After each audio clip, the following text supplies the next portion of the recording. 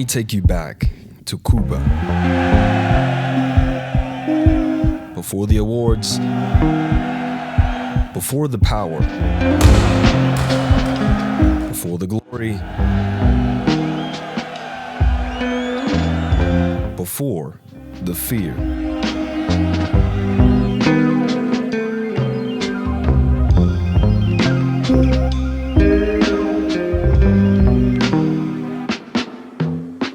Meet little Wilfredo León, born July 31st, 1993 in Santiago de Cuba, an only child of Elena Venerabosa, a former national team volleyball player.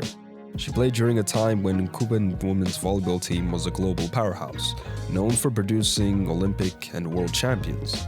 Now, one would think to themselves, what was so special about these early years that laid the foundation for one of the most dominant players in volleyball history? Well, I seek to answer that. 90s Cuba was lethal. He was born into the world in the midst of hardship, when the economic crisis was hitting the island the hardest. His mother would say that everything was missing: food, clothing, shoe, cleaning products. Diseases were spreading, and many hours of power outages and a daily struggle for survival.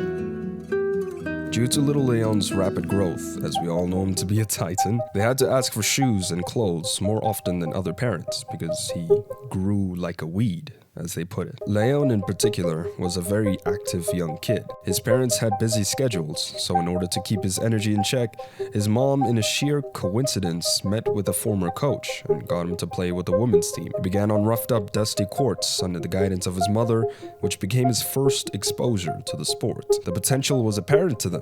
He was fit, tall, and had really large hands even for a 7-year-old. His discipline was iron-fisted by his mother.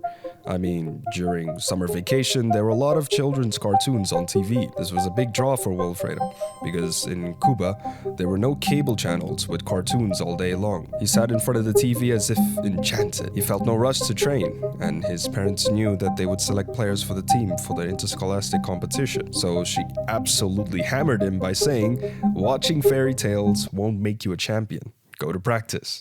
He wasn't really happy about that. Say what you want, but we've all been there, let's be honest. But she did carve the path for him, one of which took him to even greater heights.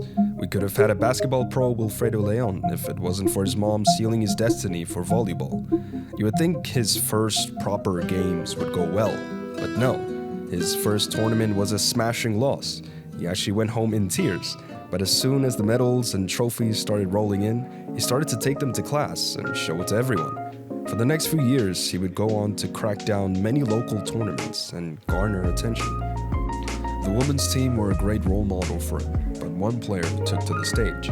Joel Despan, the 1990 World Cup runner-up, who was also grassrooted in Santiago de Cuba. When Wilfredo was 11, he came to his team's training, and the man himself shared words that rattled in León's bones. Always think big. And you'd think simplicity in his words, but it boils down to a great perspective for León. For him, even age 13, he left the comfort of his home, his parents, and looked ahead, way down into the unknown, dreaming big. He headed to the Havana, where the island's greatest talents were concentrated at a young age. There was no looking back for him. What lied behind him was 800 kilometers away from home, but a big enough dream worth chasing.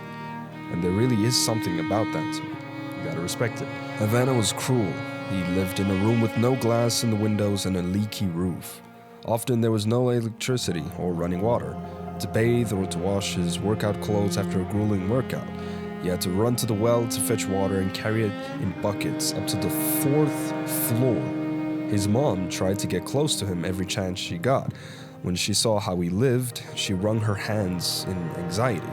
The fact that we live modest lives and you had stars being born in literal dirt is a thought worth sinking. When his mom asked if he really wanted to stay there, even after all of it, all she heard was, "Yes, Mom." Could you do that at 13 years old? No shot. But as we all know, harsh conditions make for strong people. His parents understood this and let the world shape him. After a year, he was scouted by the Cuban squad for the World Cup for seniors and cadets. Before he was even 15, he made his debut with the first team in a World League match. This was unprecedented in the history of the sport. and probably won't happen ever again. In those games, he even played with familiar faces, Leão and Simão. Between 2009 and 2012, Wilfredo León won so many medals that at 18 years old, he already had the resume of a celebrated athlete for every national team in the world. He was a runner-up in the Under-19 World Championship, and in the North, he was a winner, Central America and the Caribbean Championships, a gold medalist at the Youth Olympic Games, a silver medalist at the Pan American Games, and a bronze medalist in the World League. What kind of monster is this consistent at such a young age? You would think him a monster, but he was only a boy. Off the stat sheet, it was extremely stressful, so much so he started to experience shoulder pains. Injuries at such a ripe age would cripple a lifelong career. The problem was, he was his own psychologist and doctor, because the Cuban coaches were like a military more focused on results than on the player's health and mental state. But that enforcement couldn't be sustainable, and it slowly led to him shattering. León was walking a road that will make or break his identity. For so long, he grit his teeth and played with his people, but when he returned from the 2012 World League with a sprained ankle and instead of rehabilitating, went to the barracks to do a month and a half of military training for athletes. Something in him broke, and he decided to leave. When he asked not to be included in the national team squad, he was given a 4-year ban. He was also placed on the list of athletes of special value to the country, that is, those who cannot leave Cuba, and they wanted to send him to regular military service for 2 years.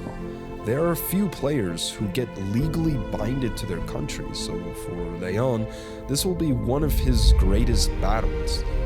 The parents' struggle to get their son out of the country began.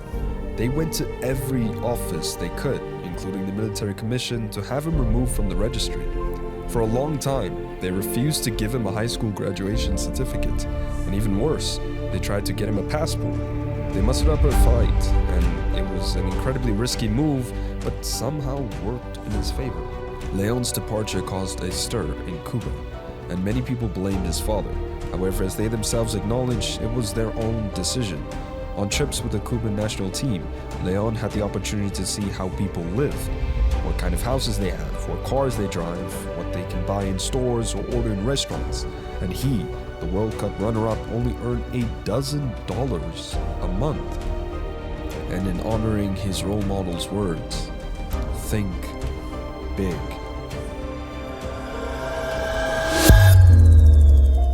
In sort of glory, in sort of developing as an athlete, in sort of his partner, all directions pointed to Poland, and all paths led to here. Małgorzata Gronkowska, a Polish journalist who he met via an online interview request around 2011.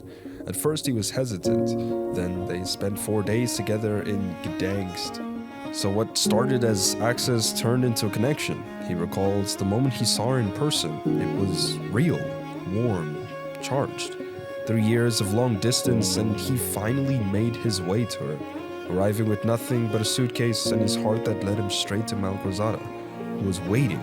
That night he decided that this wasn't just a club move, it was home.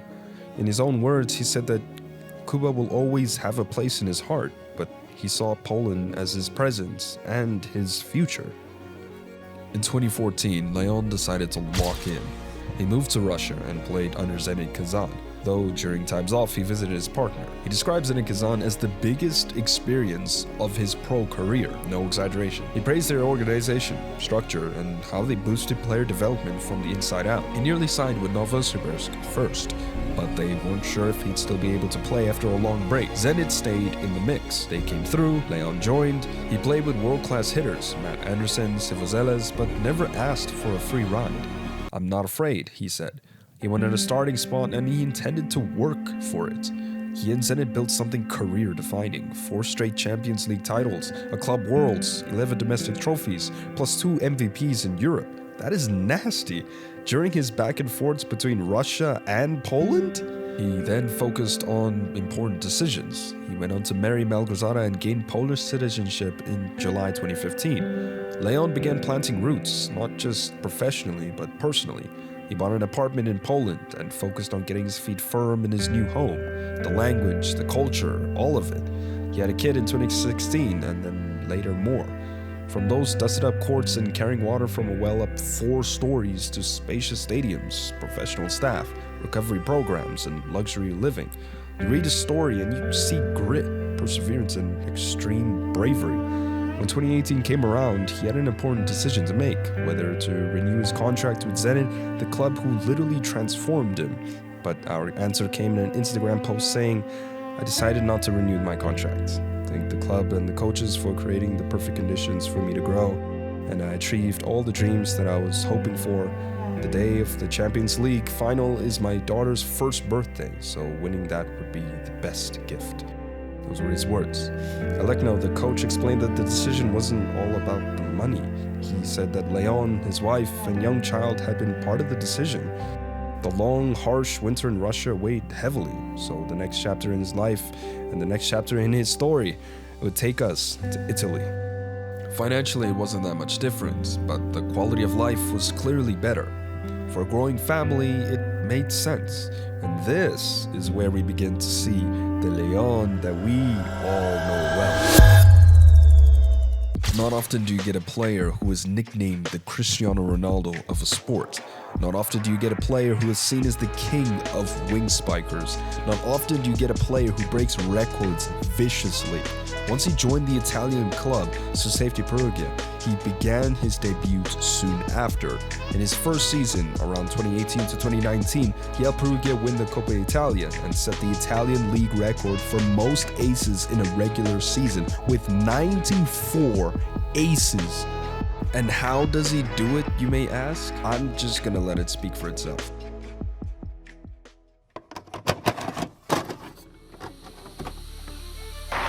He's one of the best attackers in the world, one of the best, if not the best, server in the world. For sure, his service is the strongest one.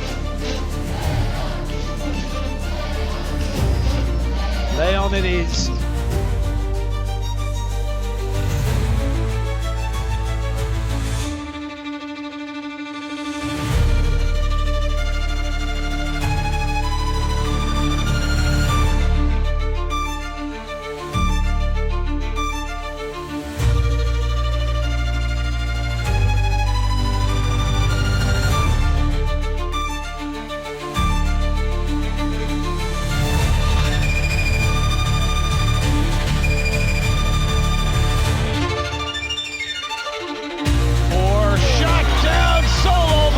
Number 9, Wilfredo León.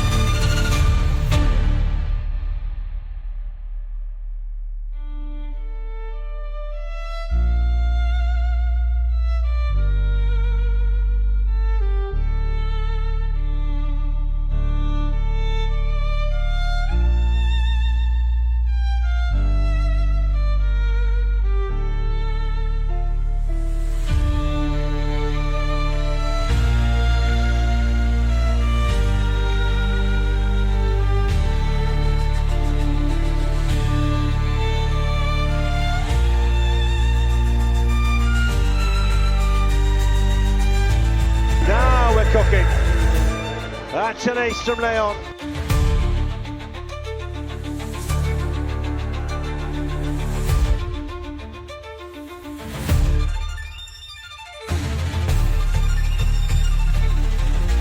Popivchak makes a touch.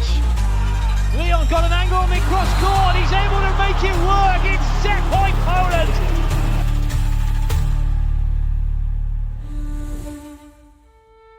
Wilfredo León has one of, if not the most powerful serve on the planet. If you see him across the net and you're on the receiving end, you are cooked. He serves the ball faster than people's cars can drive. The León we are seeing had awakened in Europe. He was finally able to put on that Polish shirt after years of back and forth with Cuba, and now he was unstoppable and out for the hunt. He was a kid who left everything behind at 14, who then watched the world from hotel windows and foreign gyms, who lost years of his prime to politics and paperwork, who came back and still managed to become one of the most feared players to ever step on the court. But if you ask Wilfredo León what he's most proud of, he probably wouldn't talk about the medals, or the stats, or the headlines.